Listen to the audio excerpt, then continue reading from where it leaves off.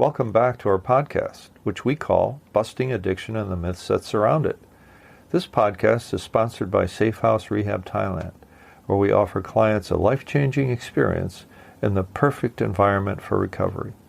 And it's closer than you think. Just visit safehouserehab.com to learn more. My name is Bruno J. And here's why I created this podcast. It's getting crazier and more deadly than we could have ever imagined just 10 years ago, with opioids and now fentanyl, which is 100 times more potent than heroin. A while ago, I noticed that there was no podcast dedicated solely to talking to that one super important group without whom many addicts would never make it. And I realized then that I had the ammo to blow up some of these myths so that nothing but the truth survived. So if you love an addict or alcoholic and you feel like your loved one is sucking the oxygen out of your life, then this podcast is for you. If your loved one is driving you crazy and stealing your money, your peace of mind and your sanity, this podcast is for you. And if you're feeling rage and shame and your self-esteem has been flushed down the tubes, this podcast is for you too.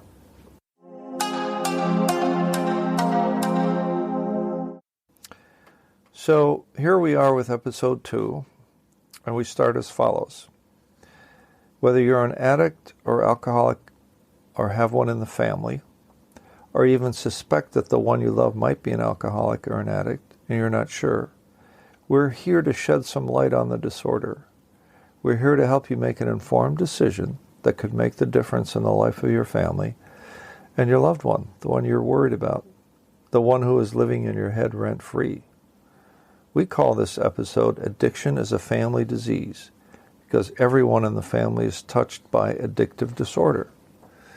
Let's take a look at what happens when one of the family members, let's say a 37-year-old dad, has been drinking and doing drugs, and his wife and children have been subjected to his absences, to his out-of-control temper when he happens to be home, and are now in despair over his ever getting clean and sober.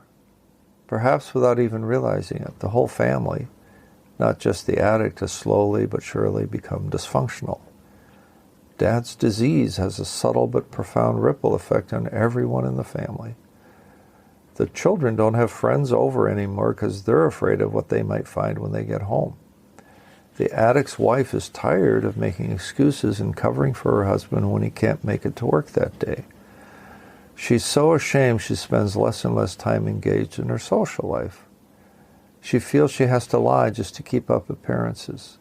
She's tried everything from threats to arguments to reasoning to withdrawal of affection. She is seething with resentment, believing the addict in her life has destroyed any hope of a decent life she's worked so hard for. Ultimately, the whole family adopts a dysfunctional way of coping. Don't talk, don't trust, and don't feel. Even when the room is quiet, you could cut the tension with a knife. Here's the thing about addiction. There's no avoiding it, no denying it, no controlling it, and for sure, no cure for it. Because it's progressive by nature, it only gets worse if it's left to take its natural course. Never, ever does it get better on its own. That last truth is the hard one. No cure is the truth, and that's the bad news. But the good news is this. There is such a thing as arresting the disease in its tracks. The conventional wisdom, have you heard this one, is that the addict has to hit bottom before he will accept help. There's nothing you or anyone can do about it. The idea that has you believing you're helpless and the addict has all the power. It doesn't have to be that way at all. The question really is, what will it take to make the addict ready to accept help? If you're the addict listening to this, you have to get over the idea that your disease is a moral failing, even if you're ashamed of your behavior. And if your loved one is the addict, you need a reason to believe that the addict can make the U-turn. If not today, then tomorrow. Addiction just breaks your heart. But there's hope. There's always hope of making an informed decision that improves the odds of success for your loved one.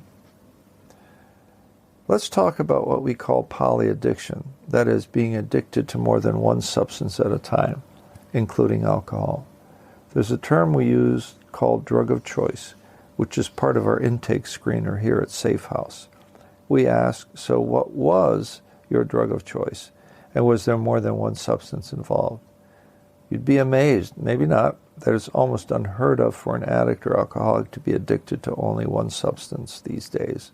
That's why the question is phrased as drug of choice, because sad to say, there are so many substances available almost anywhere. To addicts, no matter where they live. If they want some, they're going to go out and get some. Case closed. Here's the thing about alcohol versus other substances. It's legal, it can be relatively cheap, and you could use it under all sorts of legal circumstances out in the open. The difference with other substances is either they're out and out illegal street drugs, or they're legit drugs that are being abused, like taking mom's painkillers, or mom even taking more painkillers than she should. And the addict will crush them up and snort them to get a better, faster high. Technically, that's illegal, but chances are you won't be arrested. You will get arrested if you start forging prescriptions for Oxycontin, oxycodone, tramadol, etc. There's a long list of legit prescription drugs that are being abused right now, right this minute, maybe even by the one you love, right in your own house.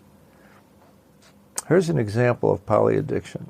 Okay, how about this one? How about meth, methamphetamines, also known as speed, and heroin? Meth will keep the addict up to 4 days straight, and heroin will help him relax and zone out.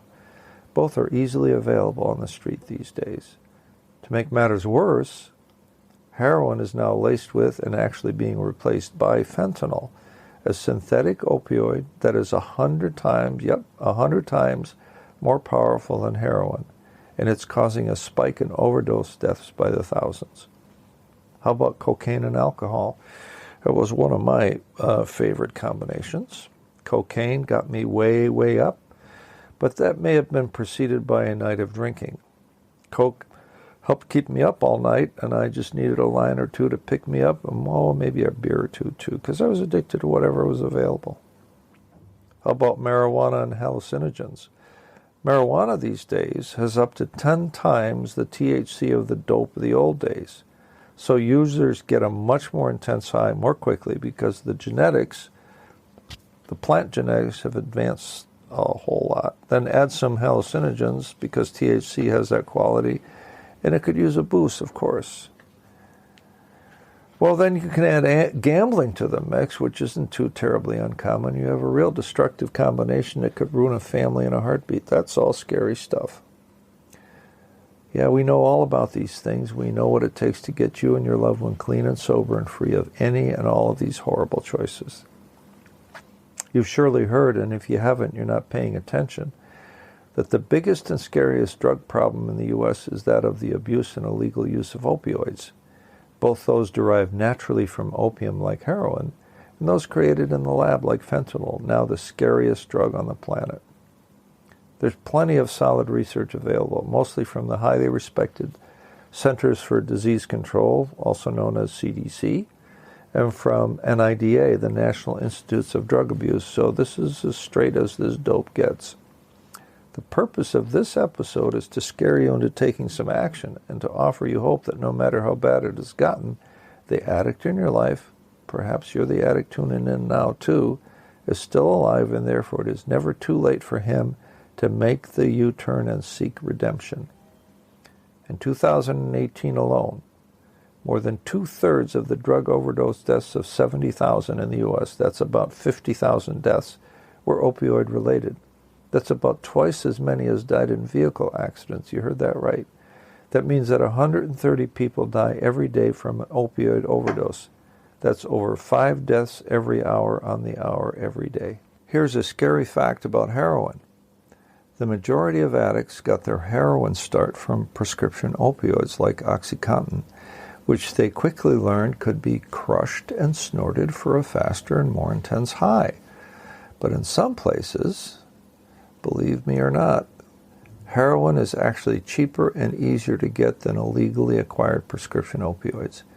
Heroin is cheaper and easier to get, so if you're an addict, why not make the switch? What could it hurt?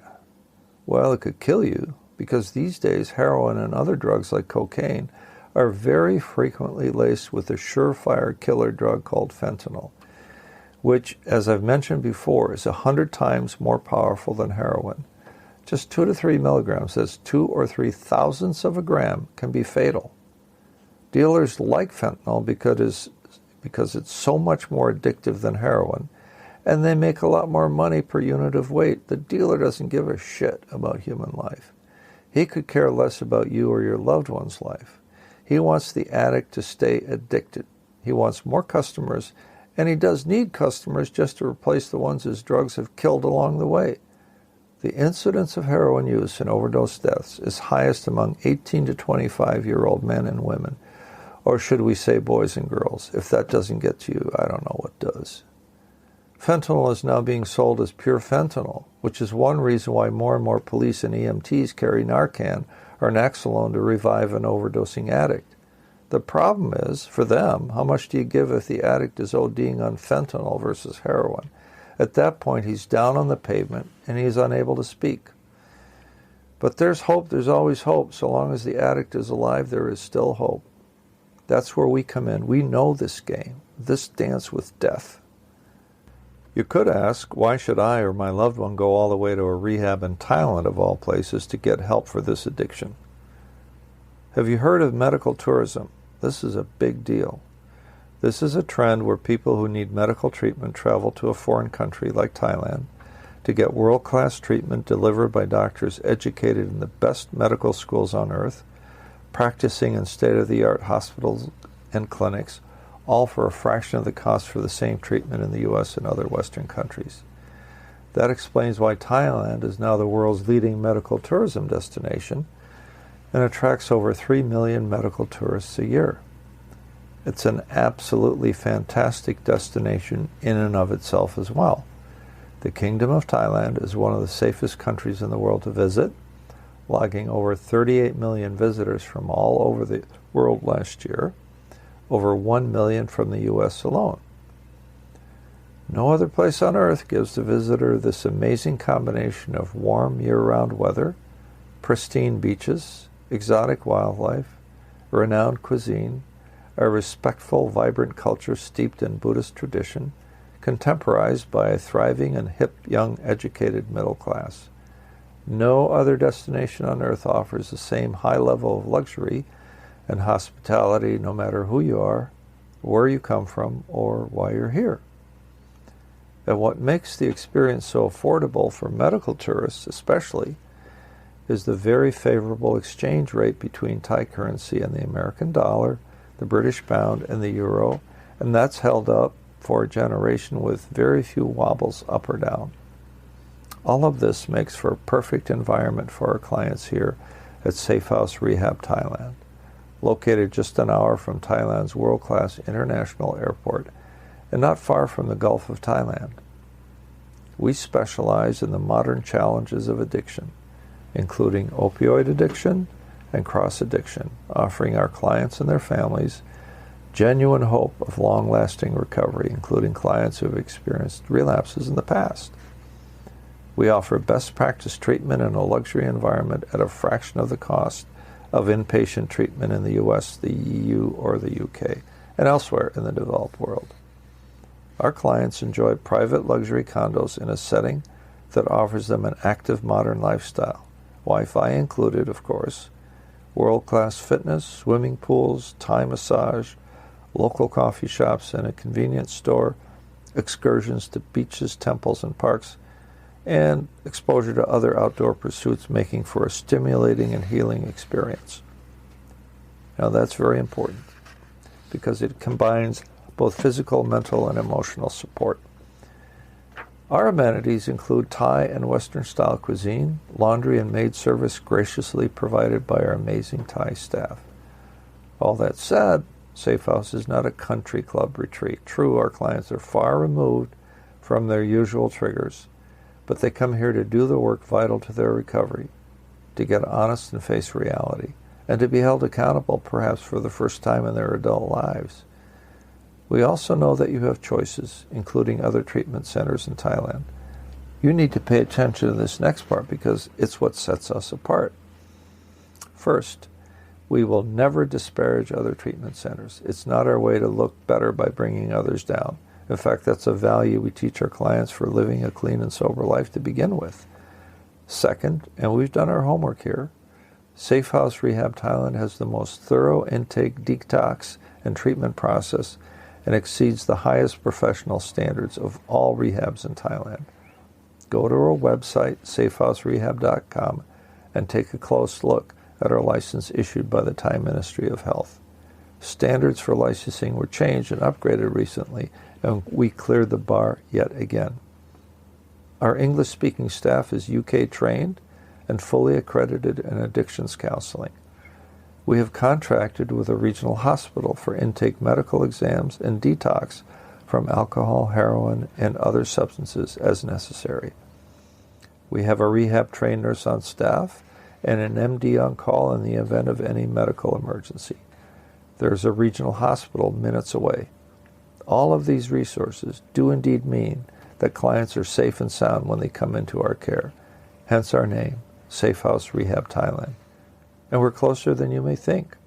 We'll help you get a passport if you don't have one, help arrange your flight to Thailand, meet you at the airport, and escort you to your new home only an hour away. We'll even contribute $1,000 US to your airfare, knowing that last-minute trips can be a bit pricier. We want nothing to stand in the way of getting the help you or your loved one need right now. So what did we learn in this episode number 2? Well, we learned number 1, that SafeHouse Rehab Thailand is a serious option for treatment, a safe sanctuary with luxury amenities closer and more affordable than you might think. 2, we learned that addiction is a family disease, and it affects not only the addict but everyone in the family to the point where the family unit itself becomes dysfunctional over time. Number 3, cross-addiction or polyaddiction is very common today, and a sophisticated treatment process to help the addicts detox and start the recovery process is absolutely essential. Number 4, opioids are the main cause of OD deaths, at least in the U.S., while pure fentanyl has become available on the street. Opioid addiction, however, may start innocently enough as simple abuse of mom's pain pills, but they can very, very quickly turn to heroin use on the street and the risk of a fentanyl overdose. All the more reason to get the addict into a safe sanctuary like SafeHouse Rehab Thailand.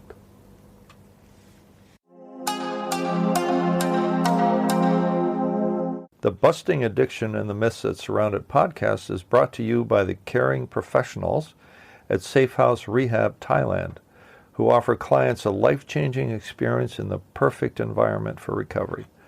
Just ask us any question, we mean any question, at info@safehouserehab.com, and we may use it on the air with your permission, of course, or visit us at safehouserehab.com.